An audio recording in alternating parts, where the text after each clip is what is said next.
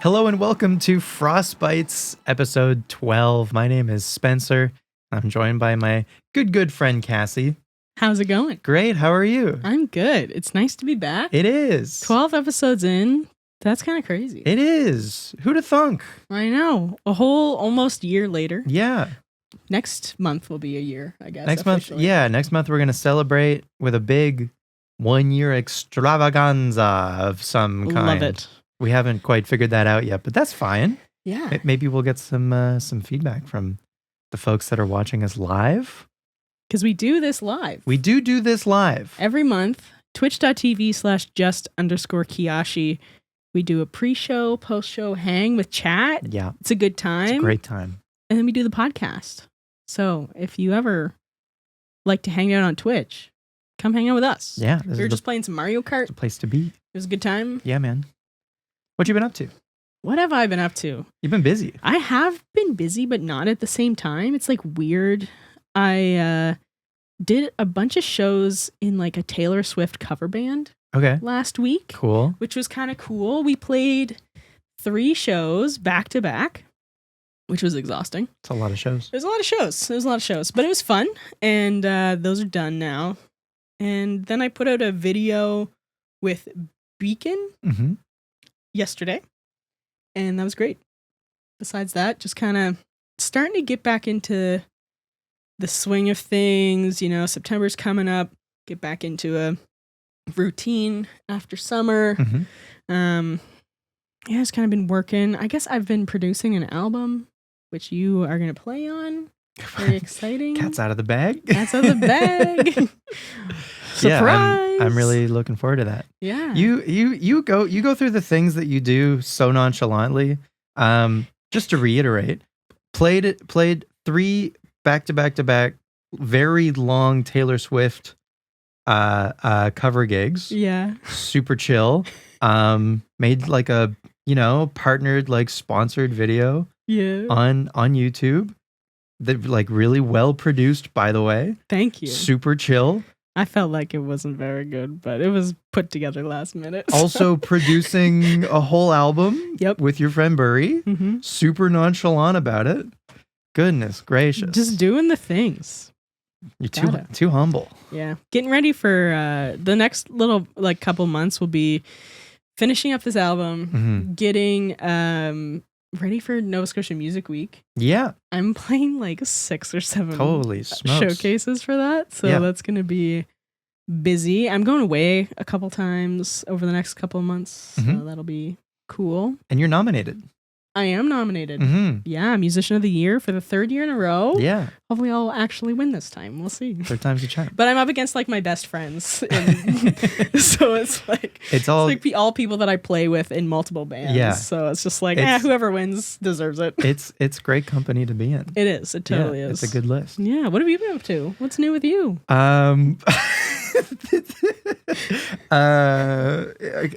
In comparison, not much. I don't know. I've been streaming, which has been... you've been streaming a lot. It's been more, I guess, frequent lately. There was at one point I think I streamed like 6 days in a row. Well, which was cool. That included like I streamed Worlds over the weekend, and that I don't usually stream on weekends, so that I don't know, made it so I streamed a bunch of days in a row. But yeah, streaming's been really fun lately. Like, I don't know, some days it feels not like work because it's still chill playing video games, but I don't know, I'm just like more aware of 100% how long the stream is taking. But lately it's been really fun. I kind of took a break when it was feeling like too much for me. I'm not saying you have to do that at all, but just like I found that it was kind of like that kind of thing where it was just like, oh my God, I can barely, like, it was more of just like being on, and like for that amount of time. Socializing, like entertaining aspect of it was what was kind of exhausting me when I had a lot of other stuff I wanted to work on in the background, like other YouTube videos and like going to the gym and spending time with my family and that kind of stuff. So I took a break, but I'm coming back in September. Yeah. And you're coming back with, you got a plan. I got a plan, and my plan is to play every single 3D Zelda game starting with Ocarina of Time. Nice. So that's going to be so fun. September 1st is when that's starting. Yeah. It's going to be good. I can't wait to watch that. Yeah, it's going to be fun. Yeah. Can't wait. So you've been playing a lot of Generation 3 Pokemon stuff right now. Yeah. A lot of Emerald, a lot of Fire Red, Leaf Green. Yeah. What's the plan? What are you doing? What's after that as well is my main question, I guess. Sure. I've been playing a lot of Fire Red, especially the last like month. Mm-hmm. I'm working on like 100%ing that game. Nice. Which includes a lot of stuff. It is a bit of a task, I admit, but I don't know. I think like the biggest hurdle is completing the national decks in that game, and like I've had a living dex in Gen 3 for a while now. Mm-hmm. So that was the biggest hurdle, and then I just kind of figured, well, if I've done that much, why not go the rest of the way and do everything in that game? And I might be working on something about it. But stay tuned, I guess. I can't wait. But yeah, I'm not done yet, but like I can count on one hand the amount of things left to do. Nice. And they're also not giant tasks. You know, it'd be one thing if like the one thing on the one hand was like complete the national decks, for instance. That would be a tall order. But you know, again, everything that's left is like reasonable to finish in a reasonable amount of time. Well, that's good. And so, but I've also like, I don't know, when I realized that I wanted to like kind of focus on this, I made kind of a priority in the last couple of weeks to like stream a lot of the things to do in Fire Red. So just like as an example, like I never did the events in Generation 3 because I wasn't like going to physical locations to like get the distributions for like Deoxys and Mew and whatever. And so I just like missed out on them because they're like lost to time. But luckily there are ways nowadays to just basically put the events into your game. It's not 1,000% like legit, authentic, whatever, but it's kind of like what you got to do if you want to get those Pokemon now. So yeah, I just like got Deoxys and Mew for the first time in Gen 3 yesterday, which was great. And those are like actual events where like nowadays in Pokemon, you put in a code and it gives you the guy and that's it. That's it. Where it used to be you would get an item that like enabled an event that you would go to an island experience. Yeah. And that I miss that a lot. Anyway. Yeah, it seems like a lot of people have been feeling a lot of nostalgia for the older generations. I mean, always, but particularly lately with how, I guess, poorly received the new generations have been. And now we're kind of in this waiting period of like, what's next? And like, people are kind of waiting to see what's coming. Yeah. You know? Yeah. There's some Pokemon news and also some Pokemon like non-news even. But I guess we'll get into that later. We'll get to that later. I have one more question for you about your streaming Pokemon stuff. Sure. Are you, so like after you're done all the Gen 3 stuff, we're moving on to Gen 4. You're moving on to Gen 4? Oh, yeah. Sick. Yeah, I'm going to take a bit of a break as like a palate cleanser and play like a bunch of different games. Nice. But, you know, we'll cross the bridge when we get to it. And so is that going to be after your shiny lizard playthrough? Or is that just... Yeah. Okay. Yeah. I still have like, once Fire Red is done, I also have a lot to do in Leaf Emerald. Green and Emerald. And still have to get shiny Charmander. So I say this like once a stream at least. Plenty to do in Gen 3. Yeah. So yeah, I don't imagine I'll get anywhere near Gen 4 until like this time next year, maybe. Okay. If not 2026. Wow. I don't know. Damn, that's crazy. That's a long time. It is, but it's okay. I'm like, you know, I'm in it for the long haul, which is great. That's great. That's like, yeah, how many resets are you at for shiny Charmander now? We just passed 9,000. Wow. On Monday, so over odds. Oh yeah, well over odds. Few hundred over odds at this point, but that's fine. We'll find it when we find it.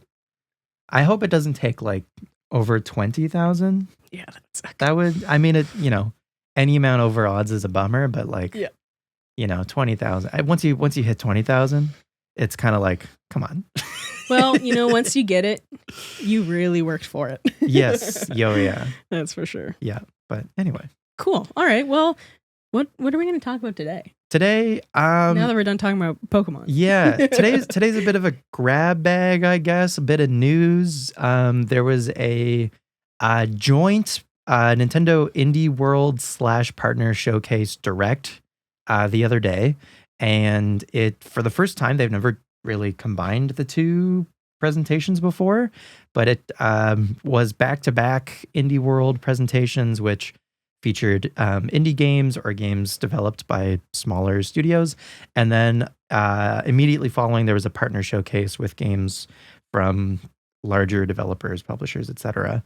So we're going to get into that. That they combined them. Yeah. I thought it made sense because I think like doing one or the other on its own probably would have been pretty light. Mm-hmm. Well, the whole thing was like 40 minutes. Yeah, no, it felt better to have more stuff. Mm-hmm. And if they needed to combine the two to make that make sense, then that was a good idea. Yeah. And there wasn't really any like first party Nintendo stuff at all. No.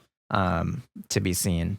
Nothing. And they stated when they first announced the Direct. Yeah. That there was going to be no news on the Switch successor. No, yeah. No, they've been very clear about that. I think that's going to have definitely like a dedicated, like the announcement for the Switch was like an event. Yeah, you know, exactly. like they had like a theater and it was full of people. Oh, they'll have a big event for it for sure. They're just like making it very clear so people don't speculate that, oh my God, they're going to announce the Switch 2 or whatever. Yeah. But yeah. Yeah. And they might do this, the Switch successor presentation this year, potentially. Maybe early next year, we'll see. Yeah. It's getting a little less hopeful these days. But who knows? At least there's a lot of stuff coming up for the Switch. So there is. Let's get into talking about what came up with Indie World and the partner showcase. It started off on a strong note. I was going to ask you what you were most excited for, and then I remembered the first thing that they announced. The very first thing. They opened the Indie World with it. And even, dude, I don't know if... I feel like whoever they get to announce, I think their names are Amber and Andrew. I assume they're just like voiceover people, and they don't write the things that they say. Yeah. But whoever writes for the Indie World, I don't know whether I love them or hate them, but it's anyway. The puns are outrageous. You know, they led into so the very first thing that they showed was Balatro, but they said like they were like, is there a Joker in my hand? Or and then I think the other one said like let's see what's in the cards, you know, or like let's see what the deal is, and like they really hit those puns. While they were already showing Balatro on the screen, it's not like they were like anticipating them announcing Balatro. I don't think they had showed Balatro yet, but okay, the really like the we'll get into this like, but at the one at the very end of the indie, like the very last announcement. Anyway, whatever. That's I think it's really funny how like dad joke territory the writing is for the Indie World. But I don't know. I think if you just like lean into it, then it's funny. Yeah. Anyway, Balatro was the very first thing in the Indie World, and it wasn't like new cards or new mechanics or anything. It was just skins, but it was skins that were like partnered with 4 other notable indie games, which was really great to see. I love like indie developers for years have been kind of like bolstering each other by like having, you know, characters from each of their games like make, you know, cameos in each of their games. So yeah, the Balatro skins, they just changed each of the face cards for the 4 suits. Right. So the Witcher 3, which honestly isn't even an indie game, you know. Project CD Red, right? They do CD Project Red. Yeah. I got that name. I got those Close words enough. mixed up. Anyway, but yeah, there's basically just like skins or like alternate artwork for each of these cards. So again, there's The Witcher 3, Dave the Diver, Among Us and Vampire Survivors all, kind of taking over each of the face cards for each of the suits. And how big is this for Balatro? Is this like a cool thing, or is it kind of like It is a great excuse for people to pick up the game again. If they haven't really played it in a little while. It's just like a nice sort of like nudge, like, remember this game that you really liked a couple months ago? Right. Play it again. Because it's really good. And the update's free. Oh yeah, it's a free, perfectly cosmetic. You don't have to pay for the cosmetics or anything. Exactly. But yeah, I don't know. I loved that they opened with it. Yeah. I just love to see it. Of course. But yeah, it's as far as like an announcement with like meat on its bones, it's pretty much just bones. but for a Balatro fan, it's a whole meal. Yeah, for sure.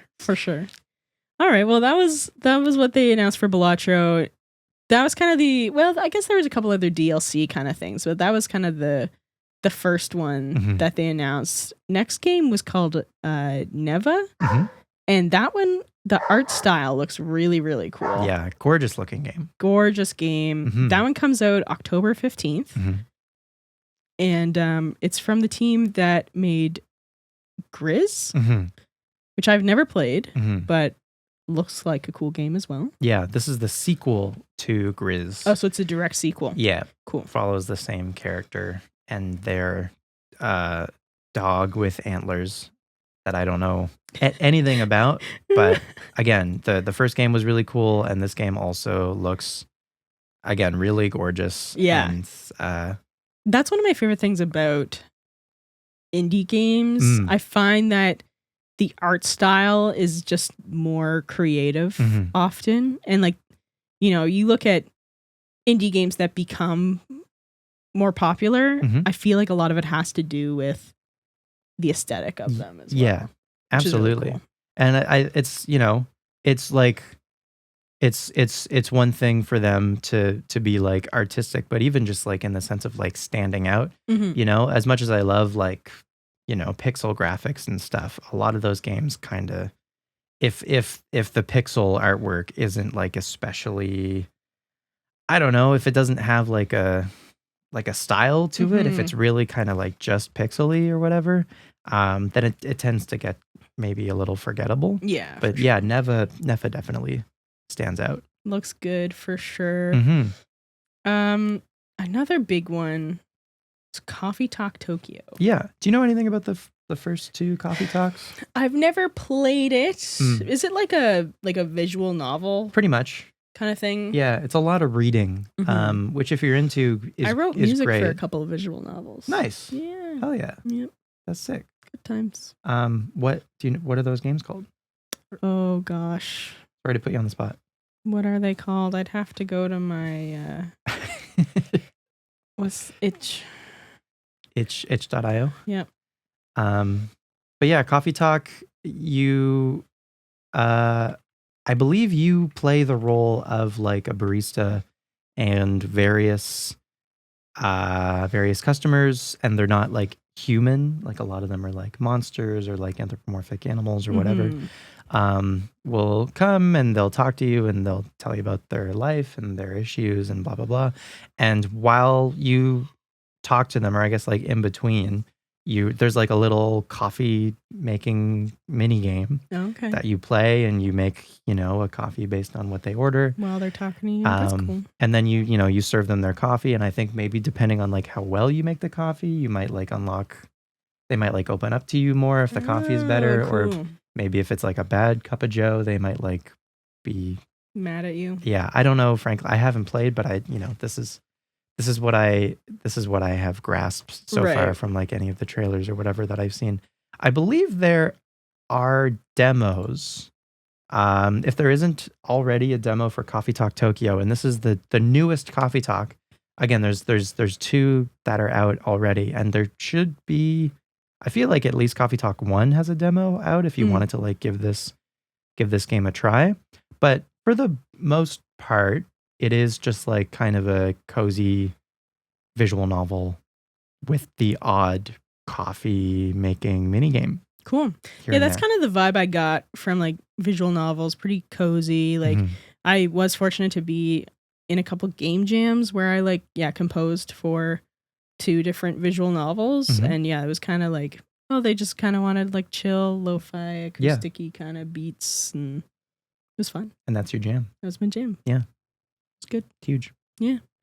Okay, what do we got next? What else did they announce in this direct? Sea of Stars getting a free DLC That's huge. In about 6 months' time, which is great. That's a phenomenal. I still have to play that game. Phenomenal. I picked it up. It was on sale a couple months ago, but I still haven't played it. That's okay. You can. I got time. Yeah, you got 6 months. Oh yeah, you got oodles of time. Yeah. But it's a great game. It's a turn-based RPG. But the thing that makes it engaging is a lot of the turn-based stuff has like timing involved. So if you've played like Mario RPG or Paper Mario or whatever, a lot of that combat has you pushing a button of some kind and like timing that to either make your attacks do damage or take less damage from opponents. And Sea of Stars has a lot of that and some other like really cool mechanics as well in combat. Another game with like a really cool aesthetic as well. Yeah, really, really great art design. Yeah, in that one. Sweet. So, full disclosure, I made a little list before we did the pod today. Just listing. I didn't list everything from the indie world or the partner showcase. You added this one. Yes. So you must be excited about it. The plan initially was to just kind of like, speed run through the direct and kind of, talk about stuff that we were interested in. And I was upset you didn't add this to the list. This one's kind of a meme. Power Wash Simulator Shrek Special Pack. Yeah. I guess my bad for leaving out not? Power Wash Simulator DreamWorks Shrek. Shrek Special Pack. The Shrek Pack looks sick, okay? If you like Power Wash Simulator and you want to clean Shrek's swamp, then you can do it.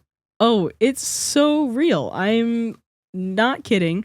It is a paid DLC, but it seems like a good time. Have you played Power Wash Simulator? Never. But you just like that it's. I've seen people play it. Sure. Yeah, it's just, And you like that it's like Shrek. Okay. Here's a little thing about me. Okay. I have this thing. There's lore where I am addicted to watching rug cleaning videos on Facebook. Oh yeah. No, I get that. Yeah. I don't know why. That's what Facebook shows me is people cleaning rugs. Because they're satisfying. It's satisfying. Yeah. Yeah, it's calming. It's satisfying. And so Power Wash Simulator. I feel like it would scratch that itch. Sure. So why are you going to play Power Wash Simulator? I don't because know. Of that? It's tempting now because Shrek's in it. Shrek is the tipping point. Yeah. That's wild. I immediately sent this to my little sister because she loves Shrek.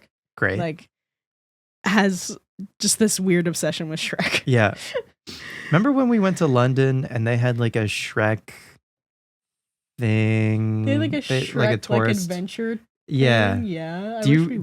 Yeah, I was just gonna say, do you regret that we didn't do that? I do, but it was also like $60. So that's true. Nah, not worth it was. Well, yep. I'm sorry for disrespecting Truly. Shrek and Power Wash Simulator. That's my bad. I will try to be better. Thank you. Now I'll make you play Power Wash Simulator Shrek Pack. God. Speaking of indie games that really stand out with their art direction, Morsels. This game is like cute gross. Cute gross is a good way to describe it. Yeah, it's like aw and like ew at the same time.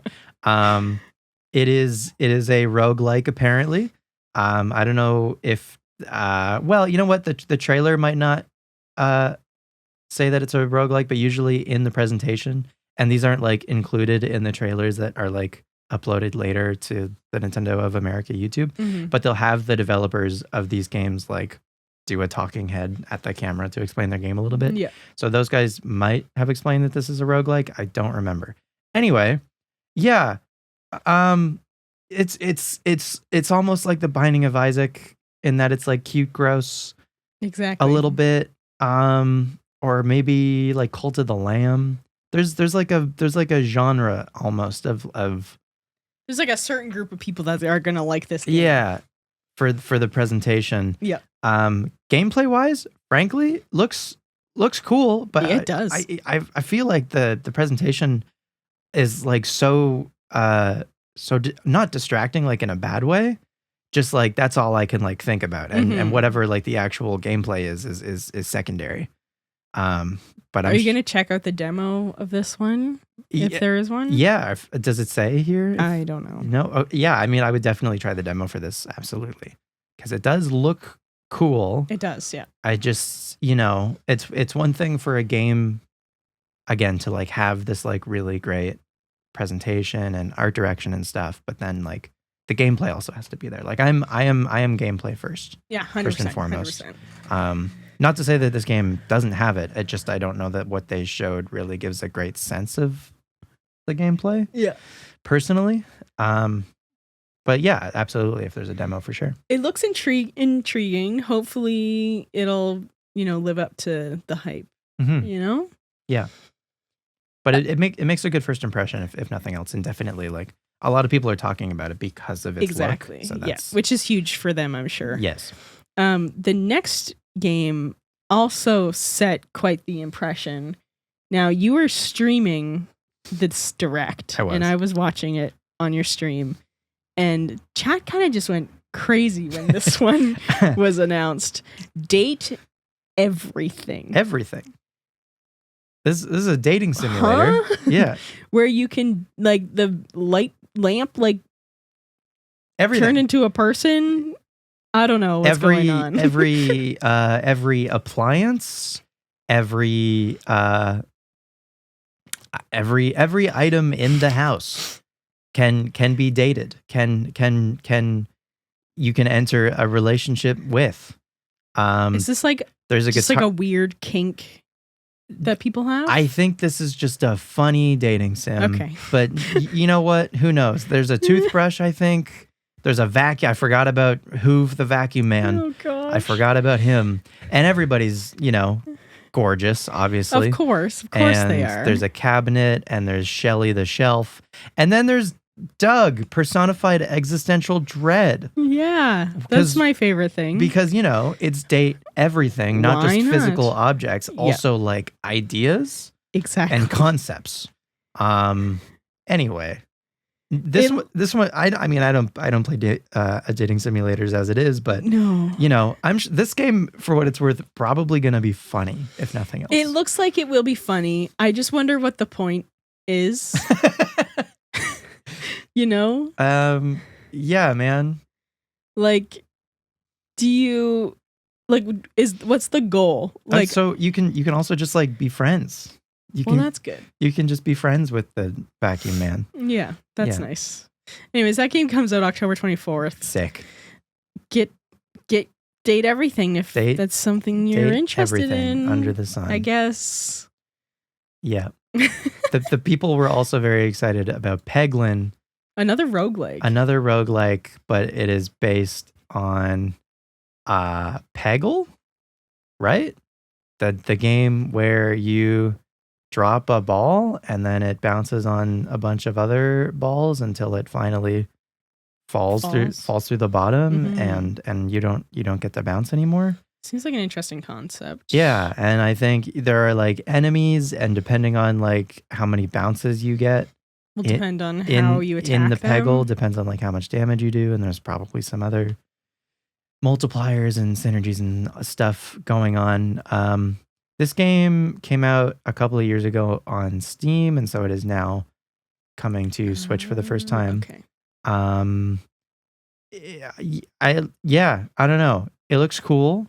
It's here's the thing about roguelikes is they have to at this point, they cannot just be like another Binding of Isaac or Enter the Gungeon where it's kind of like traditional combat or Hades even. Yeah. You know what I mean? Like there was like a Teenage Mutant Ninja Turtles roguelite, I guess, that came out just within the last couple of months. And it was so similar to Hades. And also Hades 2 came out in early access around the same time that this Ninja Turtles game came out. That as cool as the Ninja Turtles game is, it is just overshadowed by Hades. Like Hades for the type of game that it is, Hades is just going to be a better experience than the Turtle game. Right. So the Turtle game is really for like people who are hardcore, who are fans of Turtles. Yeah. Yeah. And so roguelikes are now at a point where they really, Balatro is actually a great example where like poker roguelike, right? It's just like Peggle roguelike, you know, like they have to do something separate. Right. You know, it has to be like a new type of game that you're playing over and over and over to be interesting. And I don't know.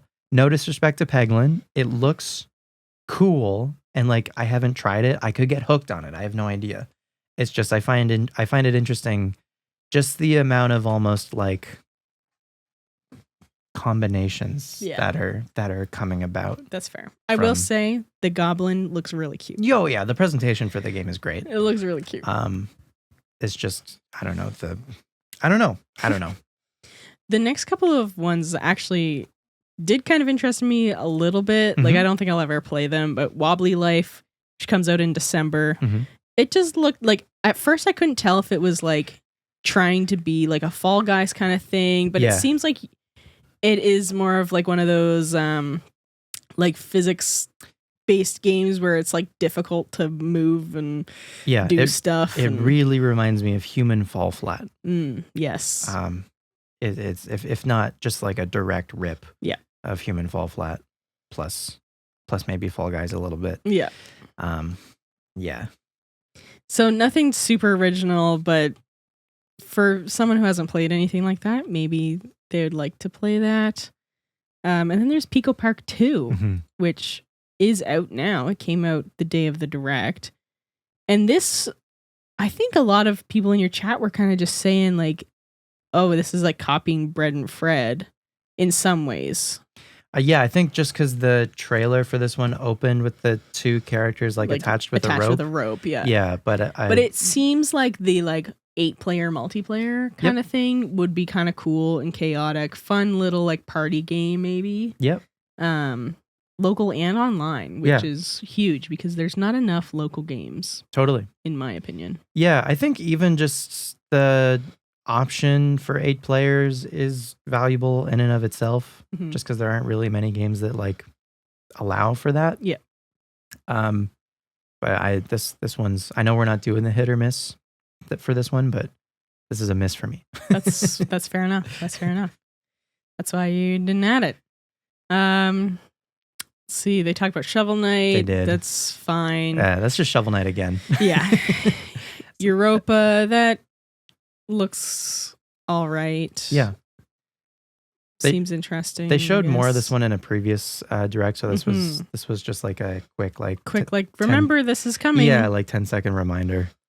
And then the next one that you kind of wanted to talk about was Cuisinier. Yeah, this was another game. Again, like they only showed like 10 seconds of Shovel Knight, 10 seconds of Europa, and then they showed, I don't know if they've ever showed this before in a presentation. This game's called Cuisinier, and it's an isometric action RPG, and you play as I guess like a chef, and you own a restaurant, and you go through these dungeons collecting, you know, ingredients, and then you go back to your restaurant at the end, and you can like make food and then sell it at your restaurant, and then you can also kind of Animal Crossing style like decorate the inside of your restaurant. So it looks really cool. I'm a sucker for games where you run a shop of your own. Okay. And so this is one of those. It's, you know, if you played What is it? Moonlighter, I think, or even if anyone knows Recettear, that's another one where you just like you go out, you do a dungeon, you collect ingredients and like other things, probably for like to upgrade your weapons and stuff, and then you come back and you run a shop. And this one is also cool because you are also like running a restaurant. Pardon me. And it's just like I don't know, it's got a cute design. It does, in my opinion. It just piqued my interest, and I just found it interesting that it was only shown for like 10 seconds. Yeah, I don't even think I remember it at all. Right. So. Yeah, it was just like it was in like the headlines or whatever. It's just like the rapid fire ones. The super quick ones. It could just be a case of like the publisher. It's a Marvelous Xseed game. And you know, they do like Story of Seasons and I see. Some of those other games. So I don't know. Yeah, it piqued my interest. I thought maybe it deserved a little bit more of a highlight. Yeah. But yeah, something I'm gonna keep an eye out for, especially if there's a demo. Yeah, definitely. Looks like an interesting game for sure. I feel like this direct, especially the indie direct, had a lot of kind of weird games. And the next one was like this furry detective game. Yeah. I don't know what to think about it. Yeah, this one's called On Your Tail. And all of the characters are anthropomorphic animals. And you there's a mystery to solve. I don't know. I don't know if it's like a murder. I don't know what like the tone of the game is really, but it appears to be. It looks like maybe more lighthearted. There's a thief of some sort. Oh, okay, a cat burglar, if you will. Yeah. It looks cute. It looks cute. Not my cup of tea personally, but if you're looking, this looks like a fun little detective romp. Yep. That's great. Okay. There's a couple more things we wanted to talk about in the indie world. Totally. Why is that not here? Weird. Oh, there it is. Plucky Squire. Yeah. That looks so cool. Yeah. This is one of my most anticipated games right now. They originally, I think, showed Plucky Squire 2, maybe 3 years ago. And even then, it looked really promising. And everyone that I've seen on YouTube who's done like a first impressions, sort of like, we got a chance to play, cool. This game. Everyone who's done one of those has said like, this is going to be an all-timer. Great. This is like a hand-drawn, like adventure game, and you play as I'm forgetting Jot. You play as this character named Jot. And you go between 2D and 3D spaces. Which is so cool. So Jot, I think, begins like in a picture book. And then at some point, Jot jumps out of the picture book and then in 3D is like walking on top of the table. Really cool stuff concept. In 3D space. It's super cool. And this, believe it or not, actually has like a relation or like an affiliation to Pokemon. One of the creative leads on this game, James Turner, has been a designer at Pokemon since Pokemon XD Gale of Darkness. James Turner is responsible for Vanillite and Trubbish, infamous Pokemon. Okay. But then also, I want to say, we love Trubbish. Dreadnought. There's a few Pokemon that James is responsible for. And then James also continues to do illustrations for like the trading card game. Nice. And stuff like that. Anyway, but like this game is like pretty much fully in his style, which is sick. Nice. So I'm very much looking forward to playing it. I think it's going to be an all-timer. And it comes out wicked soon. Comes out September 17th. September 17th. It was just like a couple weeks away. So I can't wait for that one. Yeah, that one looks really good. Yeah. And it's also not going to be like a full $80 for us either. I think it's going to be maybe like a $45, $50. Oh, that's not too bad. Yeah. Okay. And then they ended the indie world with this one. And as I was saying earlier, the two announcers really just like hit, Oh gosh. we're so on the nose with it. The puns. I think Amber asked Andrew, "Where did you get that pizza?" And he said, "I got it in that tower over there." And the groan I groaned. Anyway, Pizza Tower. Pizza Tower. It's Pizza out Tower. now. It's interesting, weird, like it looks like someone drew it on paint. Yep. Art style. Yep. It was a fan favorite for last year when it came out on Steam. Okay. It was in a lot of people's top 10s and stuff for the year. All right. It's a great fast-paced 2D side scroller. Yeah. It looks fun. It borrows a lot of mechanics from Wario Land games. Okay. And Nintendo has not made a Wario game in a minute. And so this game really, borrowed from it like pretty unabashedly, but like also like did a great job, like kind of crafting its own style. And it's a very silly game. It has a lot of goofs, a lot of gags, a lot of like almost like 90s, I want to say Cartoon Network. Exactly. It looks very like 90s. There's some like Courage the Cowardly Dog vibes in there. There's another show that I'm forgetting, maybe like Ren and Stimpy. Correct me if I'm wrong. Anyway, but if you like, fast-paced platformers, if you like even Sonic the Hedgehog, I think you would like Pizza Tower. But also, if you played like a Wario, if you're missing the Wario itch, yeah, this game is for you. And so it's now finally on Switch, and it also like released. It was not only was it on Switch, it was available later the day of this presentation. Sweet. So that was great to see. And that was the indie world. That was the indie world. Yeah. What do you think? It was all right. Yeah. I mean, there's a couple things that were kind of interesting, but nothing that was like super exciting for me. But I feel like, I don't know. Not even Power Wash Simulator? Power Wash Simulator is going to be amazing for the Shrek DLC. Whatever. Yeah. Even for me, like the Balatro skins were like neat. It was great to see. I had my pop off. On stream. That was great. But yeah, otherwise, the biggest highlight for me is the Sea of Stars DLC. And totally. I haven't even played Sea of Stars yet. So. Right. Yeah, I don't know. There's a handful of, I think like Neva, as far as like new, like upcoming games to look out for, I would say like Neva, Morsels, Cuisinart, Plucky Squire. And Plucky Squire. Oh my God. Yeah. Plucky Squire. Absolutely. Yeah, absolutely. Okay. And cool. Yeah. Well, let's move on to the partner showcase. For sure. And kind of, quickly kind of touch on what they talked about in this. They opened with Tetris. Yeah. Which is cool. Yeah. That's a big thing that people like. Great Tetris. To see. Tetris Forever. Yeah. It's a very cool collection of like various Tetris releases over the years, especially like kind of retro Tetris. And it's releases. for a big anniversary, like 40th anniversary of Tetris. Yeah, which is very cool.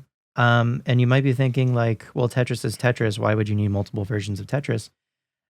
Fair point. This is more, I think, for like gaming history for what it's worth. And this collection, like fan service, maybe. Yeah, there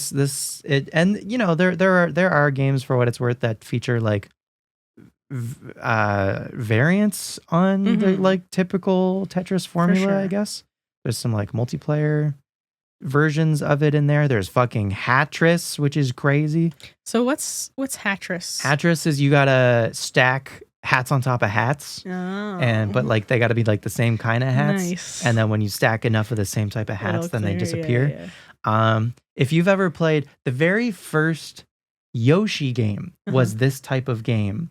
Where there were like multiple different icons or whatever that you had to like stack on top of each other to make them disappear. Yeah. Anyway, that's Hatris also. So that's going to be part of the collection. I played a lot of Tetris growing up. Yeah, Tetris is an all-timer. You could play that game forever. I played it on the SNES. It was the Tetris Dr. Mario combo. Nice. It was sick. Yeah. Had a lot of good times with that game. Yeah. So I think this is cool. And separate from just like having the collection of games, it's also going to have some history, some behind the scenes stuff of Tetris development. Mm-hmm. And I guess they have some folks who maybe worked on games over the years within some like videos and stuff within the collection itself. What's interesting is on Nintendo Switch Online, they're releasing NES Tetris, which to me is like the most iconic version of Tetris. Yeah. It's at least the version that like when they do Tetris competitions now, that's the version that they play. Mm-hmm. So they're adding NES Tetris, to Switch Online. And I find it interesting that they're doing that at the same time as they're releasing this collection. Because for me, you can only play so much Tetris. Well, yeah, I'm kind of just interested in like the original experience. Right. And like Game Boy Tetris is currently on Switch Online. So you can play that version, but like NES Tetris, like I said, is kind of to me the more iconic one. So like I don't know, maybe I guess for folks who like don't have Switch Online, who are like big Tetris fans, I just find it interesting that I wonder if they're going to lose out on sales on Tetris Forever by putting NES Tetris on Switch Online. Yeah, I wonder that too. Is all. And like, I guess how much of their user base doesn't have Switch Online? Right. Especially big like fans of Nintendo. Yeah, the people who were buying Tetris Forever probably have Switch Online. Yeah. But then, stuff. I don't know, I feel, for what it's worth, the people who are buying Tetris Forever are going to buy it anyway. Yeah. If you're a big Tetris fan, then you're probably going to buy it anyways. Yeah, that's probably, it's more for collectors, more for maybe and like you said, the history of Tetris. The history of it is very cool. Yeah. Yeah. Just having it all in one spot, which is a big thing that Nintendo seems to be doing lately, which is great. Yeah. You know, preserving their games. Yeah. Absolutely. It's great.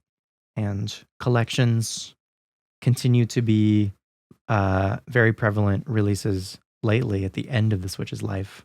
Yeah. So, which is huge. Yeah. Huge. But there's still more. There's still lots new stuff. Still brand new IPs. The next game that was announced is called Star Overdrive. Mm-hmm. And it actually looks kind of sick. Yeah. It's like this weird like combination of like Tony Hawk hoverboard thing with like mix of Breath of the Wild and like, I don't know, you have a keytar and you're in space and I don't really know the whole deal with it, but it looks cool. Yeah. It intrigued me. Yeah, it's got a mix of a bunch of different almost like 80s sci-fi. Yeah. You know, like again with the keytar. And I think the guy has like a cassette player, which is kind of like Star-Lord a little bit. You know what I mean? Yep. And yeah, it looks like this cool open world adventure, which is sick. It's great to see. So I mean, if I feel like if anyone who liked Zelda is probably gonna love this. There's some similar looks like puzzle stuff to do. Which I love a good puzzle. Love a good puzzle. Mm-hmm. And love a good skateboarding game. Yeah, too. You can go very fast in the overworld as well on the hoverboard. Yeah, it looks like you can go fast. Which is great to see. And there's a couple of clips in the trailer of you like defeating like an enemy while on your hoverboard. And that looks wild. Yeah. So I'm excited for that game. I'll try to check it out if I can. Yeah. When that comes out. That doesn't come out until 2025 though. Right. But it looks promising. It does look promising. It does look promising. Then we have Goat Simulator 3, which is already out in other places, but it's coming to the Switch. What are your thoughts on that? I've never gotten I feel like you're not a true gamer. No, it's not even that. I feel like such like a stick in the mud for not really like getting the Goat Simulator thing. Like, I'm silly. I can be fun. I promise. It's just Goat Simulator is I've never really gotten the. Honestly, I've hype. only played it once, and I played it with Shia because we were just like looking on the Xbox Game Pass and seeing what was there, and it was one of them. And it's literally just a silly game, right? And like it got boring kind of quick for me, at least. But like, you explore around and you get to be a goat and do stupid shit, and like there's some quests and stuff you can do, and you can wear clothes as a goat and stuff. Like it's fun. I don't think I'd ever play it by myself. Right. But, yeah, I could see it being fun with a group where you can all kind of, I don't know, laugh at it together, I guess. Yeah, exactly. But I don't know. It's never been my cup of tea personally. Yeah, super fair. I guess for what it's worth, I do like our friend Marcus. He plays a lot of Tony Hawk, and he'll just like hang out and vibe and just like play just like in like a free mode for Tony Hawk. That's kind of what this is for sure. Yeah. Where it's just like your hands are doing something while you're like hanging out. Yeah. That's what like Spider-Man used to be. Just like swing, just like web. Just swinging around New York while I'm like in a call with people chatting. Yeah, totally. Huge. He's doing it right now. Folks. How did I know? Tony Hawk's sick. So yeah, I don't know. I guess as like one of those games, I could see it. Mm-hmm. I fear my game of that nature at the moment is in fact Balatro. That's fair. Where it's just my default. Yeah. It's just so nice it's like easy. it is that kind of game. I'm sure it's for some people somewhere. The next game that we kind of want to talk about though is the Patrick Star game, which seems to be a sequel of whatever that last SpongeBob game that came out, the Bikini Bottom one or whatever. I don't remember what it was called. But you get to be Patrick. He gets to be a protagonist in this, which is kind of crazy. I feel like, I don't know, I think you were saying this, that they're trying to make Patrick like on the same level as SpongeBob. And I don't know, it's interesting. Like, I feel like it would have made more sense if it was like almost like a Mario game where like it's a Mario game, but you can also play as these other characters. Right. Instead of like being a whole Patrick game, Yeah. I guess like Luigi has his own games and stuff. But. Yeah, but like Luigi's Mansion is like its own it's style a different of style game. where this is like the exact same. Yeah, this is a 3D platformer just like the other SpongeBob games. And but you get to be Patrick. You get to be Patrick, and that's great for Patrick fans. But it is interesting. Like the thing that I had said is that like a few years ago, the Pokemon Company was really trying to make Eevee as much of a mascot as Pikachu. And it feels like Nickelodeon is trying to do that with Patrick. Yeah. And I don't know. I like Patrick. Don't get me wrong. But like SpongeBob is iconic. Yeah. There's nothing wrong with Patrick. No, I feel like it's always been SpongeBob and Patrick. Yes. But anyways, I didn't even know SpongeBob was still a thing. So that's cool that. What do you mean you didn't know it was still a thing? Like I knew that they had the games and stuff, but like when that last game came out, I had no idea that like, are they still making the show? Like, oh yeah, wow, and even crazy. like there is the Patrick Star show. Also, did you know that? Mm-mm. So that's kind of like that's why. Yeah, this isn't like the first push. Okay, for Patrick. Like I see. He's like I think a couple of years ago, there was the Patrick Star show, and it like starred Patrick. Well, and that's like fun. Introduce new characters for I like have his this family like and whatever. weird But vendetta with SpongeBob. Okay. Do you want to share it? When I was younger, I you know how like cereal boxes and like blocks of cheese would have like contests in them and stuff? I won a SpongeBob skateboard. Oh my God. Of them. That's cool. Super cool. There were two things that happened. I won the SpongeBob skateboard. And it was all great. And then I fell and broke my leg on it.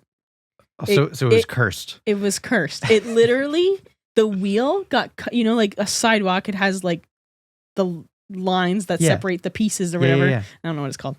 It like got stuck in the groove. Oh. And I fell forward and my leg like bent and I broke my tibia. It was a spiral break. Oh, goodness. I was like 10. It was crazy. And then there was another time where I got this like caramel. I don't know where I was, but I got a bucket of caramel corn at a mall somewhere. And it was in a SpongeBob bucket and I almost choked on it. Okay. So I've got a weird thing with SpongeBob. Yeah, SpongeBob was out to get you, apparently. Yeah. That's crazy. So avoid this game. Probably. Even if it's like the Patrick game and cool not the SpongeBob now, game. but like when I was a kid, I had a weird thing with SpongeBob. No, that's crazy. That's some like Ouija board shit. Yeah. Damn. Yeah. Okay. It's crazy. Well, anyways.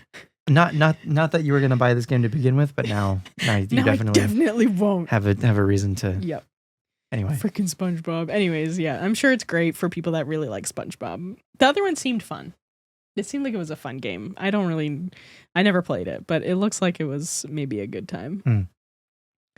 What else we got? Fitness Boxing 3. I don't know why that's existing. That's fine, I guess. And then there's this Capcom Fighting Collection. It's another one. And so listen, Fighting Collection 2. The Capcom heads, don't get mad. Listen, I thought this was the same. I thought this was just like another, like, I thought this was a reminder. Yeah, I thought the entire time we were like, didn't they already announce this? Yeah, and then they started showing some like 3D fighting games. Yeah. I think Power Stone is one of the 3D ones. Yeah. Yeah, Power Stone and Power Stone 2. Anyway, so that's what clued me in. But at least like the first few games that they showed, I was like, oh, it's this one again. This is another reminder. Weird. I feel like we just saw this in the last Direct. Listen, it's not that they all look the same. I just don't know the difference. Yeah. But it is weird that Capcom is just like pushing all these. Like now? Has two of these collections coming out very close to each other. And then on top of that, there's the Marvel versus Capcom collection, which they previously announced. Yes. Which, like, that's cool. Yes. I know a lot of, like, Marvel versus Capcom was huge, pretty big game, like, hard to find these days. So that's sick, but, like, that's a lot of Capcom stuff. Yeah. A lot of fighting games. Yeah, and I mean, the fighting game folks are gonna love it. Yeah. Why not? So, but, like, if it's only for them, like, I don't know if they're gonna get many other people. Especially if they're gonna kind of, like, inundate and, like, put kind of like too much out. Like, you know how we're starting to sort of feel like with Mario and Luigi Brothership that Nintendo's kind of doing a lot of turn-based Mario at the moment. Yes, like if they were to do another one, we'd be like, that's a little too many. Yeah. 3 was plenty. Mm-hmm. Capcom's almost in the same boat. But I mean, Capcom, they put stuff out all the time. They love doing collection. They've done Mega Man collections for ever now, and yeah. Anyway, it's good to see it. It's good to see it. Then they had a bunch of freaking anime games. They had some anime games. No disrespect. Offense, yeah. We're all just like, don't hate us for not liking the JRPGs. It's just not our cup of tea. We're sorry. Suikoden, I know that's a big one that people like, but one that you like a lot. Yes. Dragon Quest. Yes. I mean, if you're going to play a JRPG, play a Dragon Quest, play a Final Fantasy, you know, like if you really want to like deep dive into the genre, there's like a bunch of other series. Like, I mean, the Mana series are up there, are the Mana games rather are up there as well. But I think, you know, for like the quintessential JRPG thing, Dragon Quest or Final Fantasy will not steer you wrong.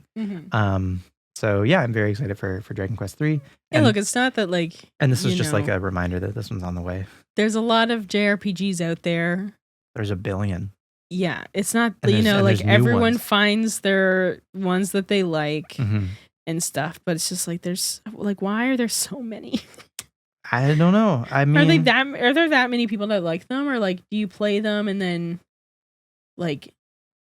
I don't know, like, do you just play them and then want more? Like, it depends. Like, for me, I'm not going out, like, playing every single JRPG under the sun. I mean, I haven't played most of the Dragon Quest or Final Fantasies. I've only played a couple of each. But, yeah, man, I don't know. I mean, there are folks whose, like, bread and butter is JRPGs, and, like, that's kind of all they want to do. Yeah. And that's fine, and it's great to give those folks more stuff, but it does get like they're also long games. Like, kind of for most folks, I think they might play the odd JRPG here and there. And like the nice thing about Mario RPG, for instance, is it's a shorter experience. I love short games. Yeah, you still get that style of gameplay without sinking 60 hours into it. I don't have time for that. Yeah. Honestly, even like looking at all this Zelda stuff that I'm going to do. Yeah. It's going to take so long. Yeah. But then I calculated how many hours it is. It's like almost 300 hours for like just to complete the main story. Yeah. And that's like based on like how long to beat. Like that's not even like, it's going to take me longer than that. Yeah. But it'll be a fun ride. It'll be fun. Yeah. Yeah. Yeah. It'll take me like 2 years though. Yeah. That's okay. Yeah, it'll be great. Anyway, yeah, I don't know.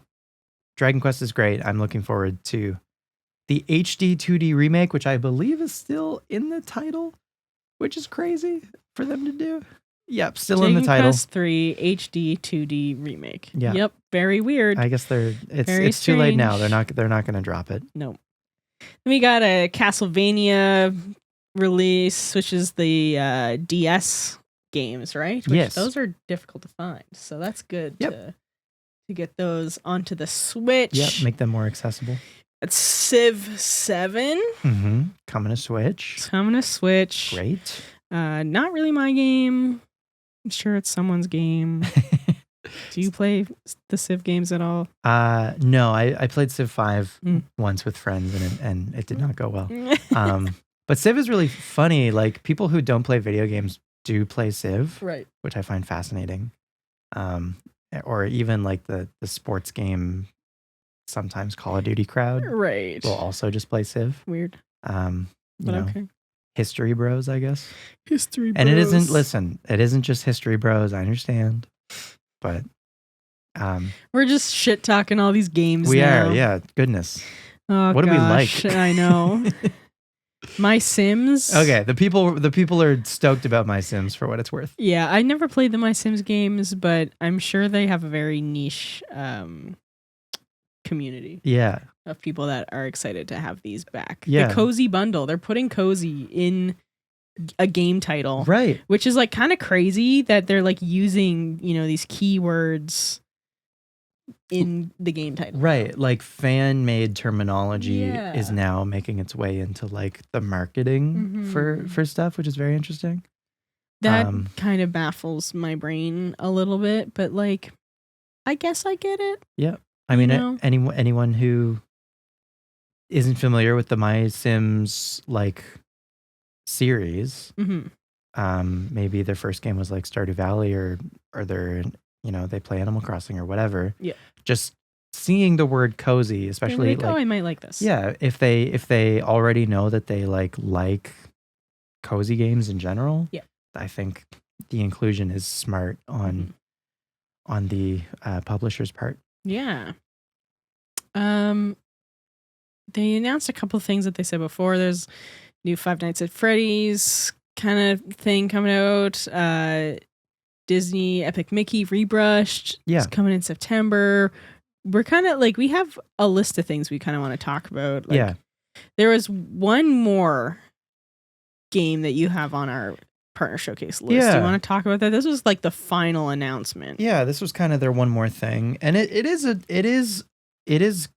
not a small deal.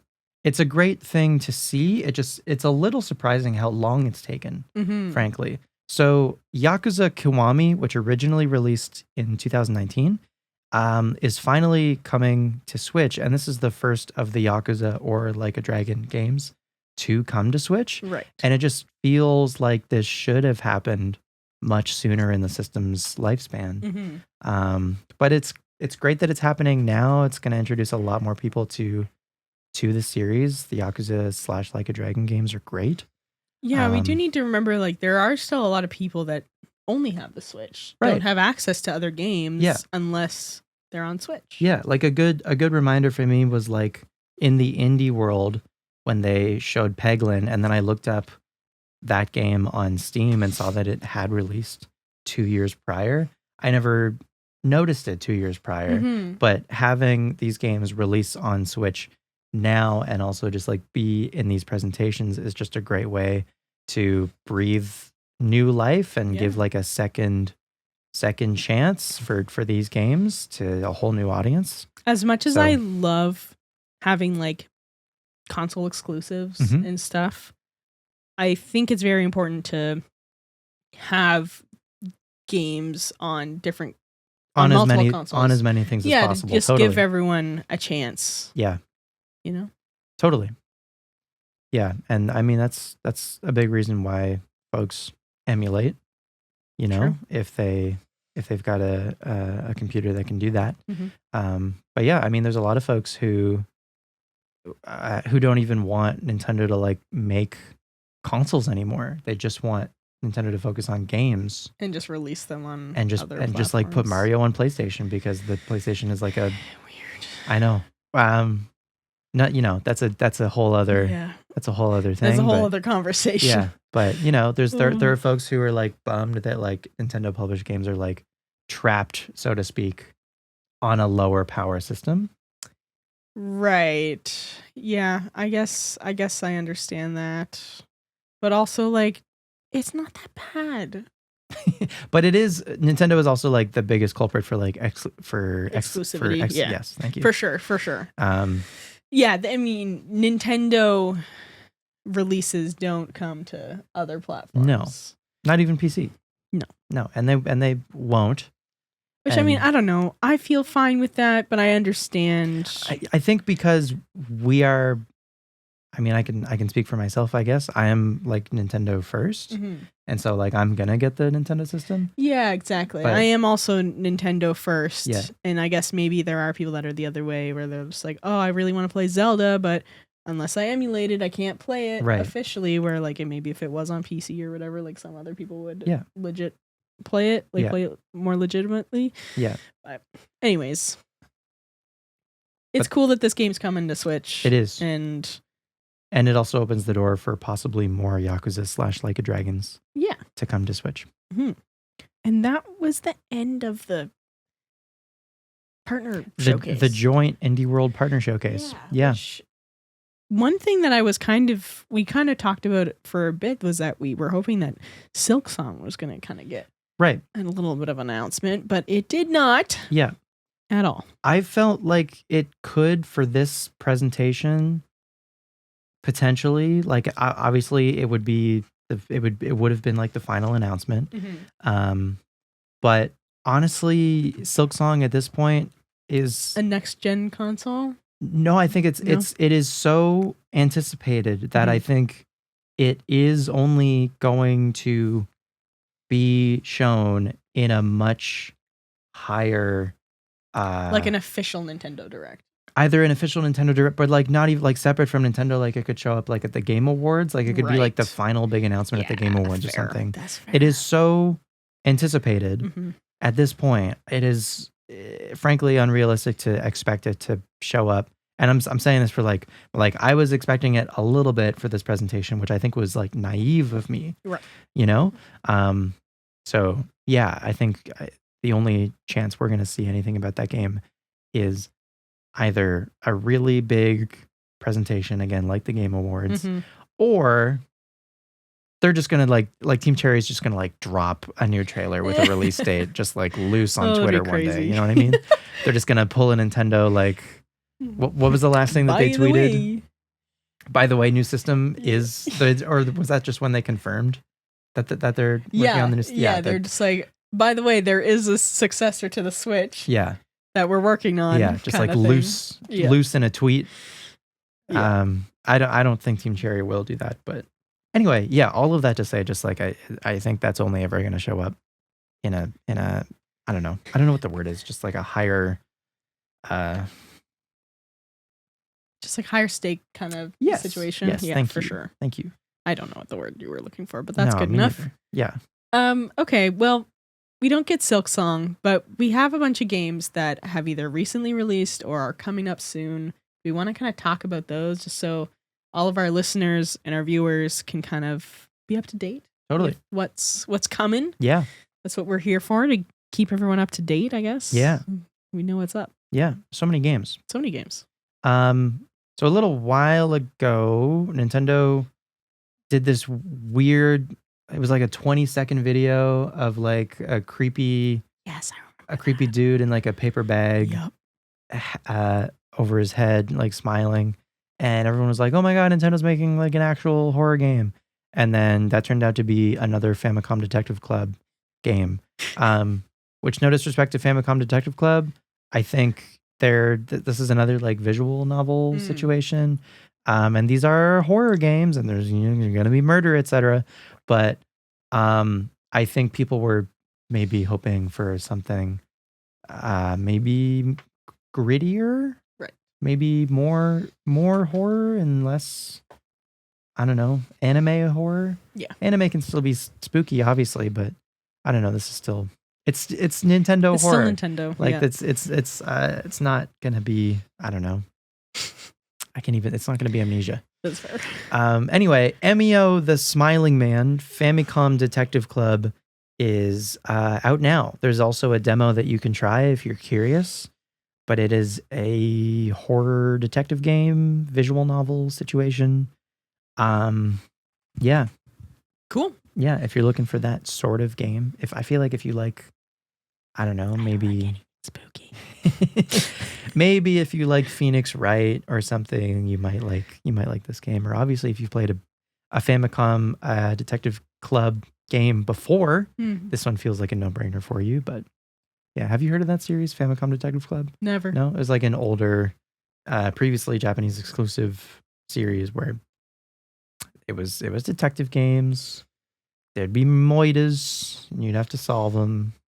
And so now solve the moitas. And so now there's a new one. Nice. Yep. That's fun. Yeah. Cool. What else we got coming up? Or what else has already been coming out? What else has released? Yes. New DLC for Dredge. It's called the Iron Rig. Oh yeah, I think I heard about that. Yeah, that's actually another Dredge is another kind of spooky game. But I've played it and I can't handle spooky. Yeah. And I thought it was perfectly manageable. Okay. For what it's worth. Dredge is really good. And there's a new DLC and it's just more of a good thing, which is great. I don't know much of what like the DLC has to offer, frankly, as far as like if it adds anything new mechanically or whatever, but it's just a continuation of the Dredge story and mystery, and yeah. So again, more of a good thing. Nice. Yeah. Yeah, I don't know any of these games really that you have on here. Just to be completely honest, looking at our list. There's another new game. This is a tactics game called Tactical Breach Wizards. It's like it's a modern. It's set in almost like modern times, right? Where you play as like a SWAT team, and you gotta like go into rooms and like suss out like where everybody is in the room, and then tactically like get them and everything. Well, but everybody's wizards and it's magic and no one in the game dies, so it maintains this like kind of lighthearted, and it's really well written. It has a lot of jokes. Nice. And as far as like tactics gameplay and mechanics, tactics folks who are usually, I don't know, pretty persnickety about their tactics games, I guess, they're loving this one. This is a good one. According to the tactical RPG folks. So this is a great one. Something to look into if you're a fan of, Final Fantasy Tactics or Fire Emblem or Advance Wars or XCOM. Into the Breach is what this game is like, I think, the most inspired by, if you've played that. Anyway, yeah, all of those sorts of games, fucking Mario and Rabbids, games like that. Never played that. Yeah, but that's a cool one. It's got wizards. Wizards are cool. Yeah, we like wizards. Valve. Yeah, right? I know who they are. Yeah, you know who Valve is. They made the thing called Steam. They made Steam, but they made games. They made Team Fortress 2. And they made a Portal. They made Portals. Mm-hmm. They made Half-Life. So they got a new game. They haven't had a new game in years. The last thing they did was Half-Life Alyx, which was the VR Half-Life game. Mm-hmm. So they have a new game, which is super exciting. And it is this time much closer to Team Fortress 2. This is a third-person kind of League of Legends style game, or maybe Pokemon Unite if you've played that, or Dota even, where you're on a team of 6 and there are lanes that everyone on your team has to go down, and then there are like these checkpoints or turrets that you and your opponent are both trying to destroy along your sides of the lanes until you eventually get to this like big master checkpoint on the absolute furthest end, like basically in your opponent's spawn point effectively. And the first person to kill their opponent's nexus is usually what it's called, but like their like master thing, you know, whatever the terminology is, wins. So that's how games, for the most part, like League, Dota, Pokemon Unite to an extent, function. This game is another one of those, but it's third person rather than being like top down. Right. So another third person game like this is Smite, if you've played Smite. Anyway, I played a little bit of this one with a group. It's pretty fun so far. It's just like with any game, you know, kind of like grasping the rules and the way characters function. It takes a bit of getting used to. So it's hard for me to say like anything really broadly about the game until you like play more until I play more of it to get a better sense. But like good first impression for the most part. Nice. And this game is in early access, and Valve are adding more characters and tweaking the game like as they go, taking community feedback and stuff. So yeah, that's Deadlock. It's free to try on Steam, so give it a try. If you like any, it's a hero shooter as well, where there are like characters with like individual attacks or abilities or whatever, kind of cool. Similar to Overwatch, Valorant, all of those games, right? But this is a new one from Valve, which is very exciting to see. And then finally, one other game that has popped the fuck off on Steam is Black Myth Wukong. Have you seen anything about this game? No. This is a Souls-like, and it has broken the record on Steam for most concurrent players, which is the most people playing the game at one time. Wow. And it beat fucking Elden Ring. It beat Power World, which had previously, I think, broken the record or whatever. Okay. So for what it's worth, I don't know like a ton about Black Myth Wukong. I know it's by a Chinese developer, and they hadn't really done anything before this, but the Souls folks, you know, the Elden Ring, Dark Souls fans, they're loving it. As for it's a single player game. It doesn't have any like DLC or microtransactions, which people enjoy. So it's another kind of situation where, like, you know how like Baldur's Gate 3 came out and it was like a finished game and people were like, hell yeah, a quality game that I don't have to really worry about like updates or microtransactions or any like that bullshit with modern games. This is another one of like those, which is like a quality release, and the people are loving it. It's a Souls-like, so I'm probably not going to play it because I'm bad at those. But it's great to see a game like this succeed. Sweet. That's awesome. And so all of these games that you've talked about, are they available on PC? Are any of them available on any other consoles? I'm assuming MEO is on Switch. MEO is definitely on Switch. Yeah. The Dredge DLC, I imagine, is probably also available on any system that Dredge is already on. Right. Tactical Breach, Wizards, Deadlock, and Black Myth Wukong might all be PC only at the moment, but I probably should have looked into that. Give them a Goog if you are wondering. Google exists. Google exists. I know that's shitty to say as like the host of a podcast, but that's just me not we're getting near the end. That's me not having the answer for that question. That's fair. Okay, well, we have some games that have not come out yet. One of them being Star Wars Outlaws, which comes out tomorrow. Hell yeah. Actually. So by the time this podcast is posted, it'll probably already be out. Right. I'm really excited for that game. Is it Ubisoft that made it? One moment, let me fact check. I think in the Nintendo Partner Showcase, did they show like a battle Ewok? I think so. Yeah, there's like it seems really cool. Like if you've ever played any of like the Jedi Survivor or like the Jedi games, like Jedi Fallen Order, Jedi Survivor, it's not like that. This is different. You get to play as not a Jedi. You're playing as an outlaw. It seems really cool. I watched a video today of the first 25 minutes of the game, and it seems like my kind of game, like, you know, story-based kind of stuff. The combat seems to be pretty simple, which I'm also not mad at, but some people might be mad at. I don't know. It seems cool. I'm excited to play it. I'm going to wait to play it, though, because apparently there's some bugs.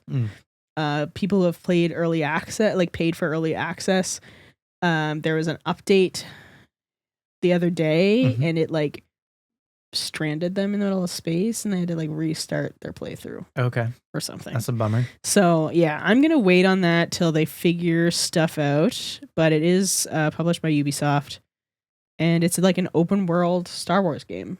Cool. Yeah, that's fun. So seems really cool. Excited for that. That's available on all consoles except for Switch, I believe. Okay. I don't think it's on Switch. It's definitely on PlayStation, Xbox, PC. Then there's a PS5 exclusive coming out, which is I'm excited for. I wish I'm not pre-ordering this one either. Again, just kind of waiting on stuff. But Astrobot, which is like this, you know, sequel, I guess, to the free game that came with the PS5. Which was Astro's Playroom, something like that. Yeah. Which really showcased the abilities of the PlayStation 5 and what it could do, and had a big like homage to like PlayStation's past. And this kind of expands on that. From what I've been told, there's also a really cool like limited edition controller, like PS5 controller that is coming out with this game. Cool. Looks sick. I'm excited for this. Yeah. Astro's Playroom was a super fun game. Yeah. This one looks good. That game comes out September 6th. It's like PlayStation's like 3D Mario almost. Yeah, exactly. Yeah. And it even plays that's what it feels like. Similarly. Yeah. Yeah. That's a really, really tight game. Yeah, this is one that I'm like bummed I'm gonna miss out on because I don't have a PlayStation. You can come play mine. Hell yeah. Nice. There you go. But yeah, it looks sick. Yeah. It looks great. Such a good like just series in general, you know? Like, yeah, when I first experienced it when I got my PS5, and that was the first thing I played on it. Like they basically like when you start up a PS5, they encourage you to play Astro's Playroom like right away. Yeah. And that's what I did, and it was so cool. Yeah. Because so cool. That showcases a lot of the features of the controller. Yeah. It does. Yeah. But also it's just like a good game. Just a good game. Yeah. I feel like Sony a while ago, I feel like they wanted Sackboy from Little Big Planet to maybe be a mascot. Which that's also an amazing game. Yeah. I love those. But I feel like Astrobot has like a better chance maybe. Yeah, I think they seem like they've kind of pivoted. Although the like Sackboy game that came out on PS5 is also really good. I really enjoyed that game. That was super fun. But yeah, it seems like Astrobot is like kind of taking over. Yeah. Speaking of the PS5, just to mention this now, apparently there's a PlayStation Direct coming soon, and they're going to potentially announce the PS5 Pro. Cool. That's what rumors are right now. I don't know when it is. I think it's within the next couple of weeks. Okay. I won't be getting a PS5 Pro. I don't even like need how powerful the PS5 is on its own. Right. So yeah, what is the Pro gonna enable? 8K? That's what I'm wondering. Well, like 8K was on the initial box for the PlayStation 5. Oh, really? And then they took it off. So I don't know what the deal is. I'm assuming, you know, maybe things will be a bit more stable. Because like a lot of the games, like I play games for fidelity mostly, so I'm playing at like 30 FPS in the highest quality that I can. But like I have like an all right 4K TV that I think hits 60 FPS. Maybe. I don't know. But like this is going to be for people who want like high frame rates and like also, you know, nice graphics and that kind of stuff instead of having to sacrifice graphics to have high frame rates and that Right. kind of stuff. Assuming that's, and maybe it'll be a bit faster. I don't know really what it's going to be, but they have been teasing it for a bit. It seems like there's been rumors around a PS5 Pro for a while. Interesting. So we'll see what it has. I Yeah. don't think it's going to be enough of an upgrade for most people though. So. And it'll cost $1 billion. Probably, yeah. It'll probably be almost and $1,000. you won't be able to find one. Yep. For 6 years. Likely. That's likely it. Plucky Squire comes out September 17th. We talked about that before. And actually, the pre-orders for that one, if you would like to pre-order it, only became available today, actually. So that's out now. So you can get the pre-order. That's great. Yeah. Epic Mickey Rebrushed comes out September 23rd. Mm-hmm. There's a demo available for that now. Yeah. That's great. The next huge one for me, at least, is Legend of Zelda Echoes of Wisdom. I have pre-ordered this. All year. I've been talking about how I'm not pre-ordering games this year, trying to be smart and not buy as many video games. I pre-ordered one game so far, which was Paper Mario Thousand Year Door, because I wanted the cool GameCube sleeve. Yeah, they got us with that. They got me with that. Yeah, I still haven't played it. That's okay. This is why I don't pre-order games anymore. But Echoes of Wisdom, I'm getting it day one. I even pre-ordered the Switch Lite. Nice. Yeah. I have a collection. I don't know if you can see behind us. There is I'm trying to collect as many Zelda consoles as I can. Right now I have the original 3DS XL. I have the DS Lite. I have the Switch. I have the Wii U. Nice. And that's it right now. Soon to have Switch Lite. I've wanted to get a Switch Lite anyways, just to have one. Yeah. And it is a bit smaller. Maybe if there's times where I can't bring my full large Switch, maybe I'll bring the Switch Lite. Small consoles are fun. And I was trying to get the Sword and Shield one for a bit. I was trying to find someone selling it used. And then I saw this one. I was like, yeah, okay. Yeah. You got me. Yeah. So, yeah. It's going to get that. This is a good excuse to get one. Yeah. The Lite, for what it's worth, it is more comfortable, especially if you're laying down. Yeah. And the D-pad on it is nice. Nice. Do you have a Switch Lite? I do. I have the Brilliant Diamond and Shining Pearl. Oh, sick. Nice. One with Palkia and Dialga on the back. Yeah, I know. They got me. Yeah, they got you. The Sword and Shield one's really cool though. Yeah. I like it. Yeah. Like if this Zelda wasn't coming out, that's the one. You would have got that one. Yeah. And I regret not getting it when it came out. But now you're getting the Zelda one. I'm getting the Zelda one, so it's fine. We got some other big Nintendo games coming out. I want to get them, or at least I want to get the new Mario Party, Super Mario Party Jamboree. That one comes out October 17th. That one looks fun. I love party games. I love Mario Party. We'll see how that one turns out. That one seems fun. I'm actually really looking forward to playing that one online, believe it or not. Yeah, that'll be cool. I don't know. I feel like that would be fun. We'll have to get a little crew together. Yeah. Play some Mario Party. Yeah, I think that'd be cool. Party night. Yeah, we got Mario and Luigi Brothership as well. You said you were excited for that one, right? Yes. Yeah, I'm going to get that one day one, I believe. Nice. That one's out November 7th. And yeah, it's great to see a new entry in this series, especially when, I don't know, the kind of consensus from folks, especially like the last Mario and Luigi game that came out, I want to say was like, maybe it might have been like a re-release of Bowser's Inside Story on 3DS. Okay. Which was just like peculiar because you could, like, Bowser's Inside Story was already a DS game. Like at least they remade Superstar Saga for 3DS and added some like additional content to it. But I think the Bowser's Inside Story, as good of a game as that is, the re-release on 3DS just like didn't make a ton of sense, and it super did not sell well.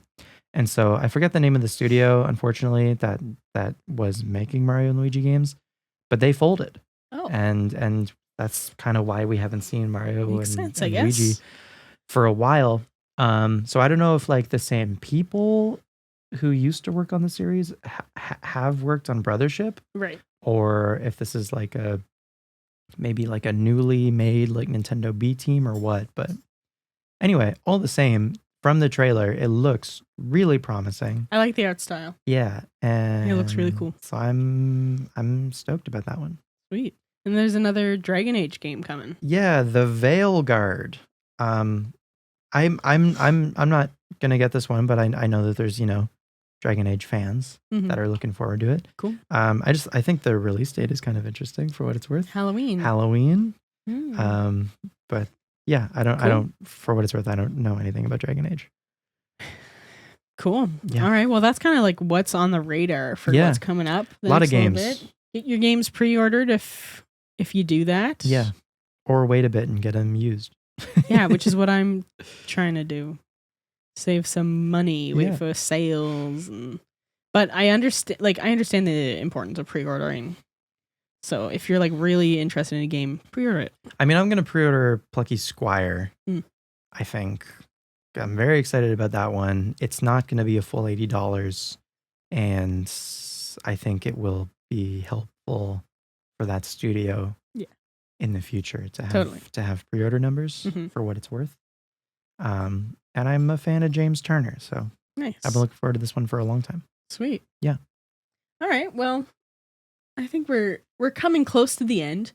What do we got going on for Pokemon? There's a few new things. First and foremost, there's a new fan-made Pokemon game that you can play in your browser right now, and it's Pokemon Auto Chess. Interesting. Are you familiar with auto chess, like as a genre? Not at all. So there's Teamfight Tactics, which is a game that's like based in League of Legends. And auto chess, effectively, I'll explain it with the Pokemon version, I guess, is like you see a shop of maybe 5 or 6 Pokemon, and then you buy one, and if you have, let's say you have a bunch of water types, they'll all synergize together. So like first you see like a Mudkip, you buy Mudkip, you see a Squirtle, you buy Squirtle, and then suddenly you are like focused on making like a water type build. And so your Mudkip and Squirtle at that point will then automatically have a battle against these computer like wild Pokemon. And to start, it's usually like Magikarps and then Rattata. And so you do a couple rounds of that, and then you finally fight against another person, and you're in a lobby of up to 8 people. Okay.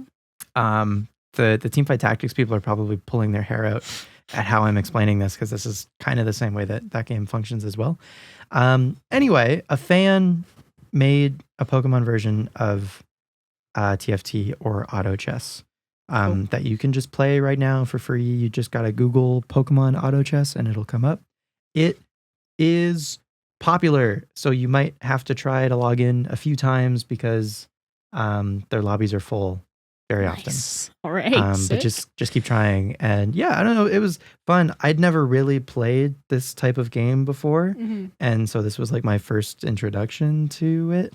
And frankly, the fact that it was Pokemon and not League of Legends characters helped me understand better. Yeah, fair. Because I was like, oh, I don't know, I just like recognized characters more easily than, yeah, for sure.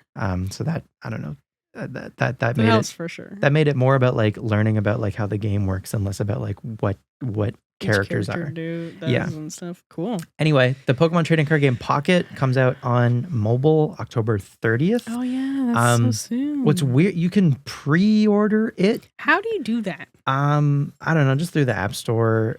I tried to look it up when they announced that, and I could not. Find it. But when they announced the release date during Worlds, they were like, you can pre-order it. Yeah. And I think that just helps with like downloads on the day that it releases or something. I don't totally know. Anyway, that's coming out October 30th. That's going to be a neat way to get my trading card game fixed without spending any money. Yes, yeah, that's what I'm excited for as well, because the new Shrouded Fable cards that came out, the Greninja pack looks so fucking good. And I want to get it so bad, but I'm like, Cassie, you do not need to spend $50 on fucking cardboard. Yeah, I know. It does. It reels you in. It's like, It look really how cool. does. And you're like, yeah, I you're right. It is know. pretty cool. But then you like, for me at least, I open a pack of cards and like they all suck, and I'm just like, right. why did I waste my money on this? Yeah. It's a very like fleeting, and like the worst is like when you buy it and then you're disappointed. Yeah, exactly. You know, you're which like, is damn, usually what happens. Yeah. For So, me at least. Yeah, I don't know. I think the trading card game pocket is going to be just like a neat way to just like open a pack or two. I think you maybe get like 2 packs a day free. Two free a day, Yeah. I think. Which hopefully will be enough. But That'll be plenty. Yeah. That'll be plenty. So Worlds happened a couple of weekends ago, Yeah, and that's when they watching that was fun. Yeah, they had a bunch of announcements again for the trading card game pocket for like the actual trading card game. They had teases for some new cards. Nothing for Pokemon Legends ZA, which in the moment was a bummer, but you know what? I think it's a good thing that they're not showing us anything still, because to me that indicates that they're actually taking their time, yes, and making a quality product, which I would love. Yes, for it to be a good game. Yes, like the Legends formula from what we've seen from Legends Arceus is very promising. You know, that game made a great first impression for like this style of game. It did. And so the only thing Legends Arceus needed was more time. Yeah. And so if they're giving Legends EA more time, that can only be a good thing. Yeah. I'm nervous about like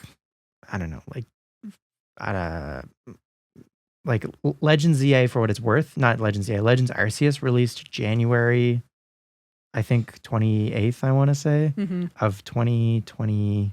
22? Yeah. What year did Scarlet Violet come out? 2022 is when Scarlet Violet came out. Yeah.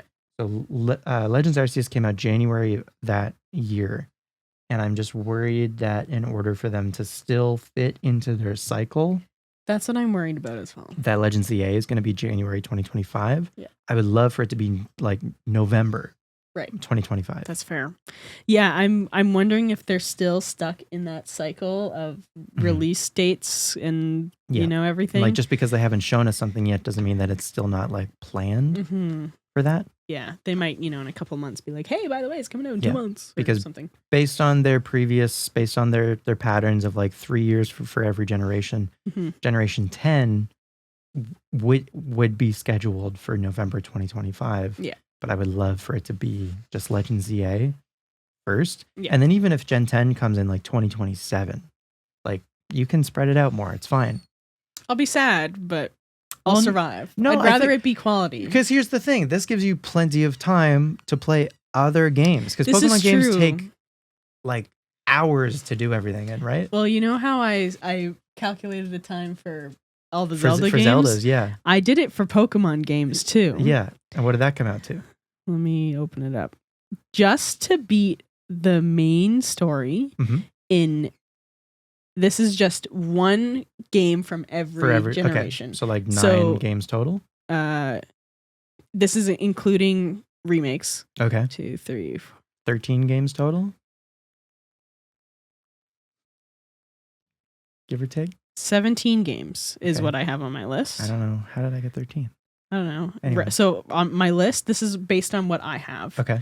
I have red, gold, emerald, fire red, platinum, heart gold, white, white 2, X, sun, ultra moon, alpha sapphire. Sequels. Let's go Eevee. Yes, sequels are included. Gotcha. Sword, brilliant diamond, Arceus, violet. Those are all the ones I put in there. Cool. Okay. 517 hours. That's not as bad as I thought it was going to be for what it's just for worth. main story. Yeah. So that doesn't include any like shiny hunting or post-game stuff. Sure. Or whatever. Okay. So that's like, you know what? I was expecting that to definitely be 1,000 plus. Oh, if you like complete them, absolutely. Yeah.